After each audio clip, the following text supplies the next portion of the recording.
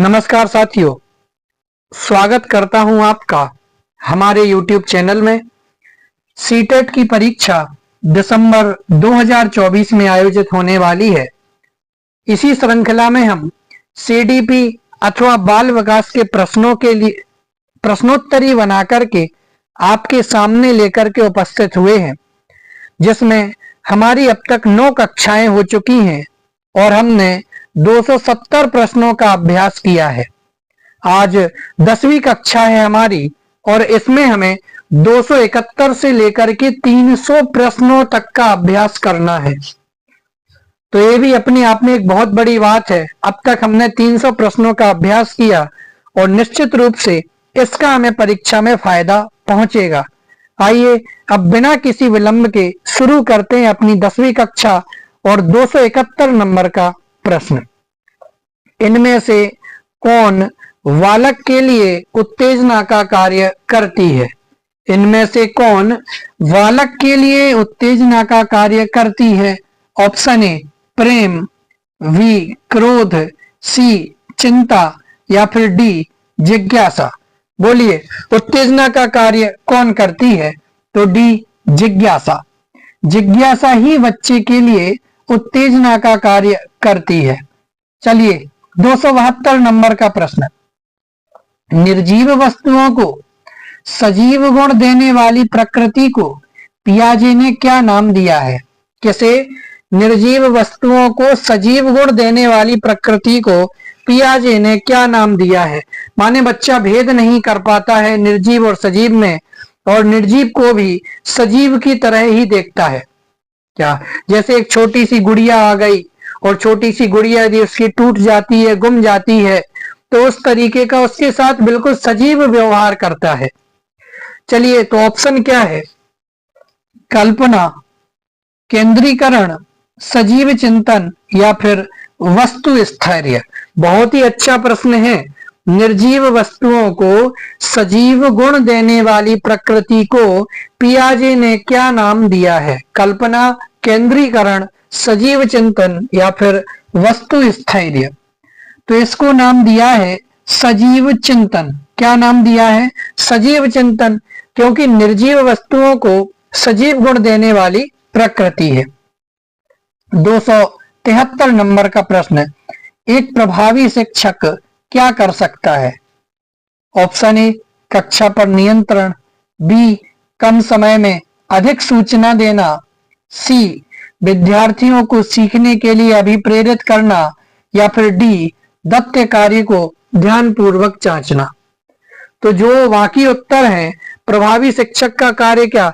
यदि एक प्रभावी शिक्षक है तो ये सारी चीजें तो ऑटोमेटिक होंगी, इसलिए अपना सी उत्तर, विद्यार्थियों को सीखने के लिए अभिप्रेरित करना, ये एक अच्छे प्रभावी शिक्षक का कार्य है।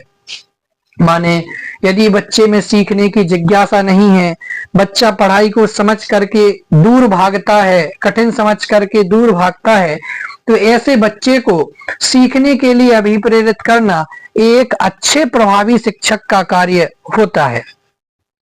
274 नंबर का प्रश्न।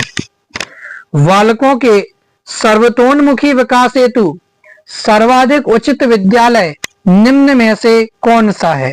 क्या? बालकों के सर्वतोन्मुखी विकास हेतु सर्वाधिक उचित विद्यालय निम्न में से कौन सा है? ऑप्शन ए खेल का मैदान, बी समुदाय, सी प्रकृति जगत या फिर डी प्रयोगशाला। बोलिए, सर्वतोन्मुखी विकास के हेतु तो खेल का मैदान, ऑप्शन ए आपका सही हो जाएगा कि बालकों के सर्वतोन्मुखी विकास हेतु सर्वाधिक उचित विद्यालय खेल का मैदान है, और खेल के मैदान में ही बच्चे का सर्वतोन्मुखी शारीरिक और मानसिक विकास दोनों ही हो सकते हैं। चलिए 275 नंबर का प्रश्न। समाजीकरण वह प्रक्रिया है जिसके द्वारा लोग अपनी संस्कृति के विश्वासों, अभिवृत्तियों, मूल्यों और प्रमाणों को ग्रहण करते हैं। यह कथन किसका है? बहुत ही अच्छा प्रश्न है। समाजीकरण वह प्रक्रिया है जिसके द्वारा लोग अपनी संस्कृति के विश्वासों, अभिवृत्तियों, मूल्यों और प्रमाणों को ग्रहण करते हैं, ये किसका कथन है? ऑप्शन ए पीवी यंग का, ऑप्शन बी स्टीवर्ट एवं गिलिन का, ऑप्शन सी ग्रीन का, या फिर ऑप्शन डी जेम्स ड्रेवर का। बोलिए किसका कथन है? कौन सा कथन? कथन को आप बिल्कुल अपने दिमाग में छाप लें। समाजीकरण वह प्रक्रिया है जिसके द्वारा लोग अपनी संस्कृति के विश्वासों, अभिवृत्तियों, मूल्यों और प्रमाणों को ग्रहण करते हैं। ये किसका कथन है? तो स्टीवर्ट एवं गिलिन का। किसका कथन है? स्टीवर्ट एवं गिलिन का कथन है। चलिए 276 नंबर का प्रश्न देखते हैं। बालक के विकास से ज्यादा महत्वपूर्ण निम्न में से क्या होता है? बालक के विकास से ज्यादा महत्वपूर्ण निम्न में से क्या होता है? वंशक्रम, वातावरण, या वंशक्रम एवं वातावरण दोनों, या फिर शिक्षा। बोलिए। तो बालक के विकास में सबसे ज्यादा महत्वपूर्ण वंशक्रम एवं वातावरण दोनों ही होते हैं। क्या? वंशक्रम एवं वातावरण दोनों ही होते हैं। तो आपका ऑप्शन सी बिल्कुल सही हो जाएगा। चलिए अगले प्रश्न की तरफ बढ़ते हैं। 277 नंबर का प्रश्न। बुद्धि परीक्षणों का उपयोग कब किया जाता है? किसका?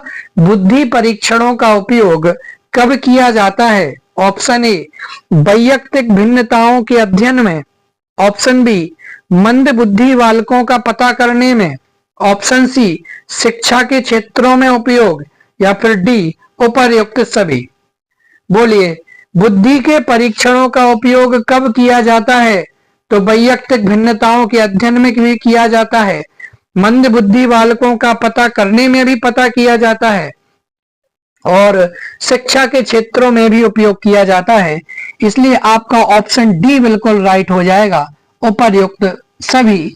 बुद्धि के परीक्षणों का उपयोग इन सभी में किया जाता है। चलिए अगले प्रश्न की तरफ बढ़ते हैं। प्रश्न क्रमांक 278। विकास की दृष्टि में से सबसे सही क्रम निम्न में से कौन सा है? माने क्रम कौन सा है कि विकास में सबसे पहले क्या होता है, उसके बाद क्या होता है, उसके बाद क्या होता है। चलिए ऑप्शन ए देखते हैं। आत्मीकरण, समायोजन और अनुकूलन। समायोजन, आत्मीकरण, अनुकूलन। अनुकूलन, समायोजन, आत्मीकरण, या फिर अनुकूलन, आत्मीकरण और समायोजन। बोलिए विकास की दृष्टि में सबसे सही क्रम निम्न में से कौन सा है?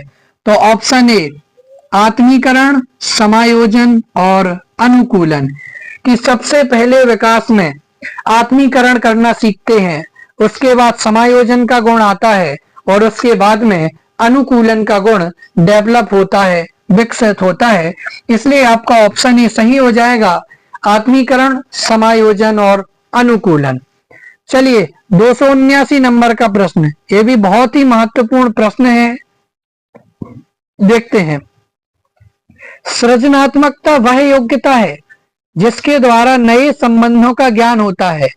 इसकी उत्पत्ति में चिंतन के परंपरागत प्रतिमानों से हटकर असाधारण विचार उत्पन्न होता है। यह कथन किसका है?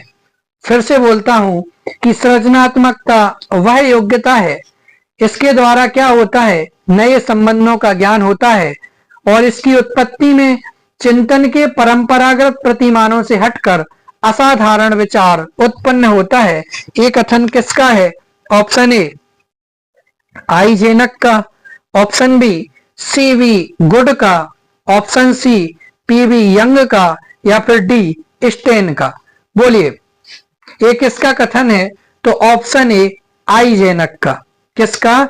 ये कथन आइजेनक का है। चलिए अगले प्रश्न की तरफ बढ़ते हैं। 280 नंबर का प्रश्न।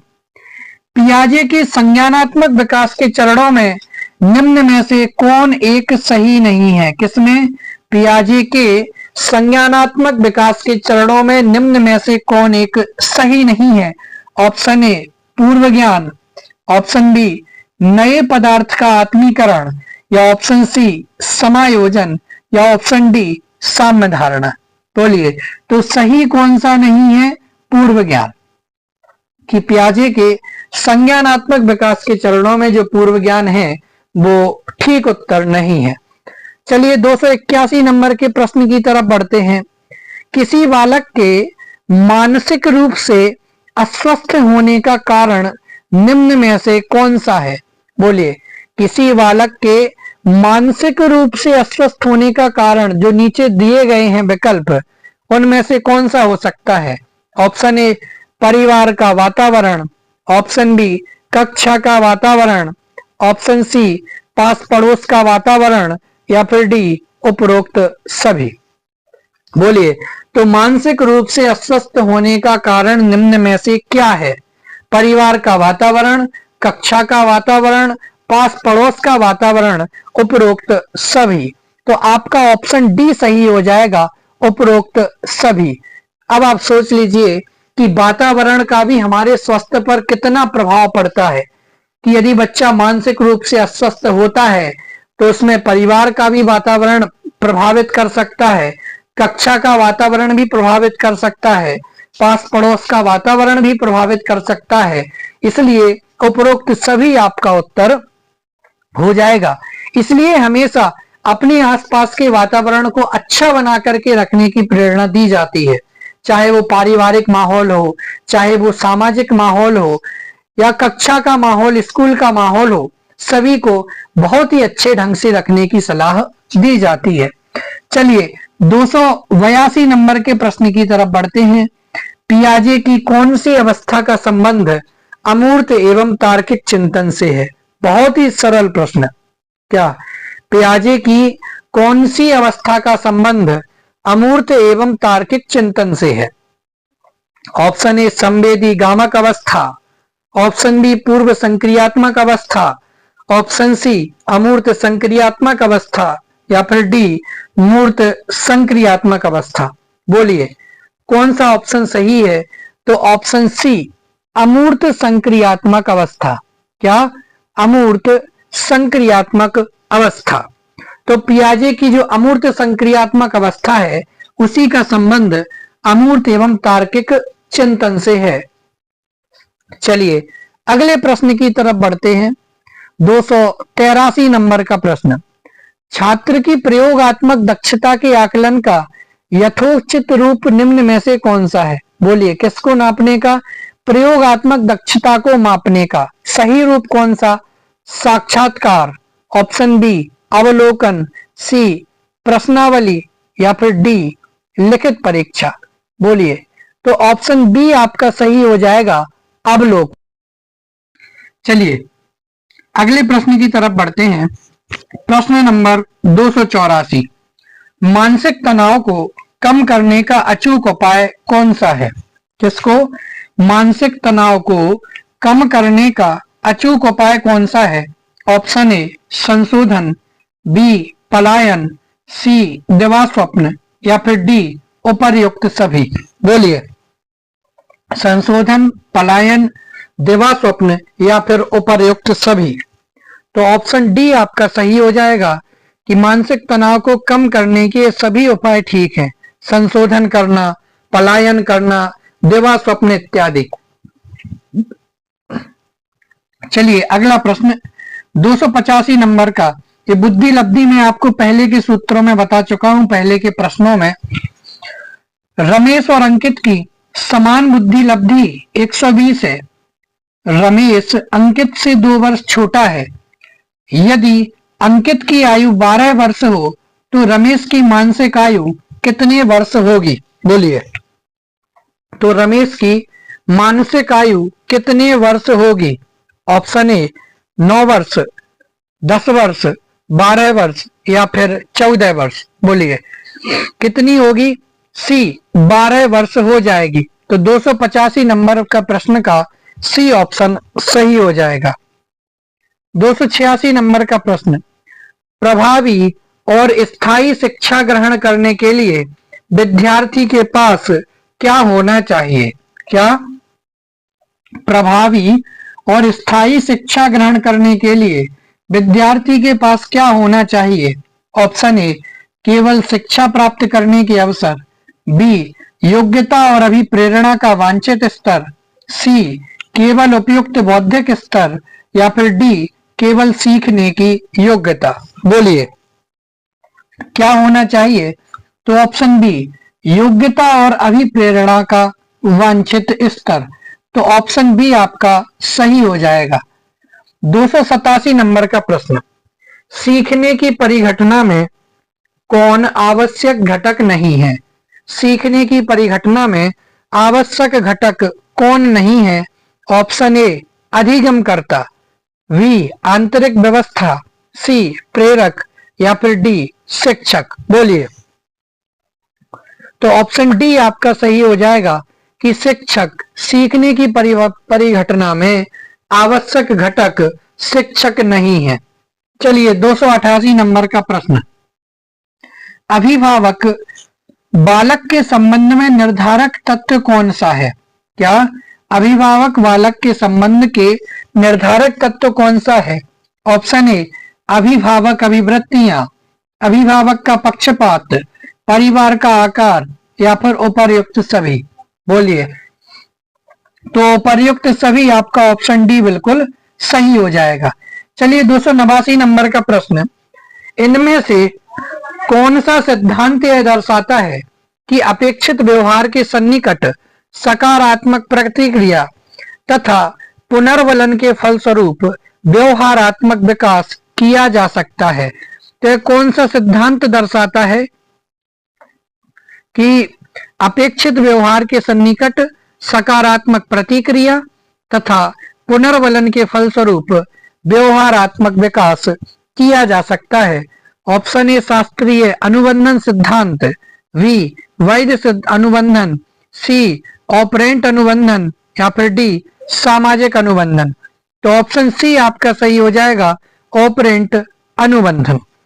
चलिए 290 नंबर का प्रश्न देखते हैं, प्रतिभा परिस्थिति अथवा संयोग से उत्पन्न होती है, यह प्रतिभा संपन्नता का कौन सा सिद्धांत है? क्या कहा कि प्रतिभा परिस्थिति अथवा संयोग से उत्पन्न होती है, ये प्रतिभा संपन्नता का कौन सा सिद्धांत है? ऑप्शन ए रोग विज्ञानात्मक सिद्धांत, ऑप्शन बी मनोविश्लेषणात्मक सिद्धांत, सी गुणात्मक उत्कृष्टतात्मक सिद्धांत, या फिर डी इनमें से कोई नहीं। तो ऑप्शन डी आपका सही हो जाएगा कि इनमें से कोई नहीं। चलिए 291 नंबर के प्रश्न की तरफ बढ़ते हैं, माता पिता से वंशजों में स्थानांतरित होने वाले लक्षणों को कहा जाता है? क्या कहा जाता है कि माता पिता से वंशजों में स्थानांतरित होने वाले लक्षणों को कहा जाता है? क्या कहा जाता है? पर्यावरण, जीन, आनुवंशिकता, या फिर डी होमियोस्टेसिस। बोलिए क्या कहा जाता है? माता पिता से वंशजों में होने वाले स्थानांतरित होने वाले लक्षणों को क्या कहा जाता है? तो ऑप्शन सी आनुवांशिकता कहा जाता है। चलिए 292 नंबर का प्रश्न, बाल अपराध का सामाजिक कारण क्या है? किसका? बाल अपराध का सामाजिक कारण क्या है?